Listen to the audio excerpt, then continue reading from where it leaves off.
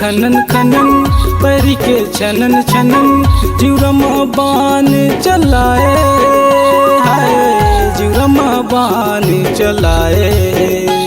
तोर आँखी के गजरा तोर बेनी के गजरा पिरल औ बढ़ाए, मोर पिरल औ बढ़ाए।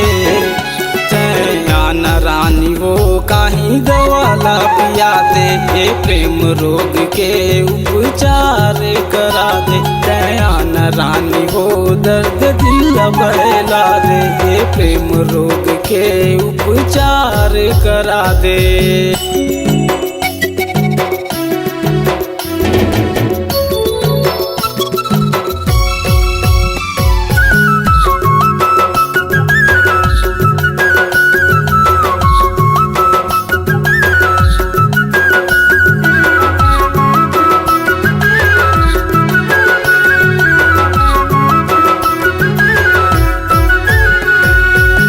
बिना मोर मन नहीं लागे, अल्ती कल्ती रतिया काटे, दिल तो ला पुकारे। आरे रानी आरे आरे आरे मोर प्रेम दीवानी, मोर सपना के रानी। देख देख नशा चढ़ के जैसे मऊहा के पानी।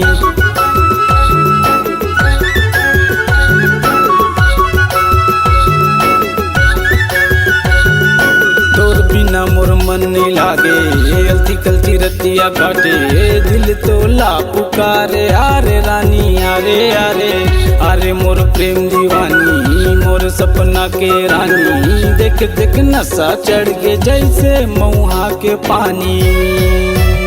तोरे तीर मसंगी आना अंतस मर समाना, दिल के दवा बन जा रे रानी पिरला जन बढ़ारे। तोर चूड़ी के खनन खनन परी के छनन छनन जुरमा बान चलाए, हाय जुरमा बान चलाए। दयान रानी वो काही दवाला पिया दे, ये प्रेम रोग के उपचार करा दे। दयान रानी वो दर्द दिल बहला दे, ये प्रेम रोग के उपचार करा दे।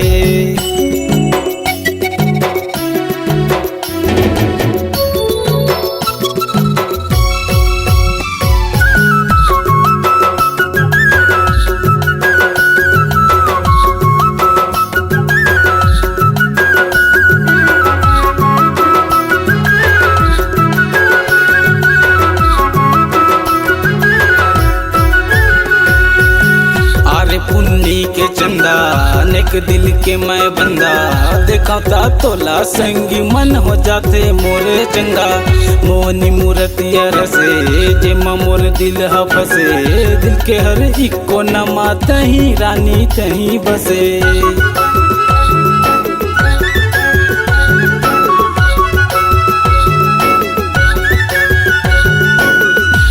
पुन्नी के चंदा अनेक दिल के मैं बंदा, देखता तोला संगी मन हो जाते मोरे चंगा।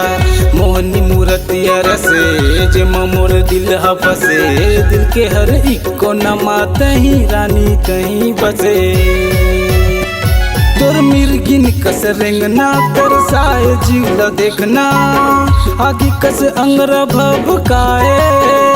गोरी पिरा अब सहे नहीं जाए, तोर चूड़ी के खनन खनन परी के छनन छनन जुरमा बान चलाए, हाय जुरमा बान चलाए।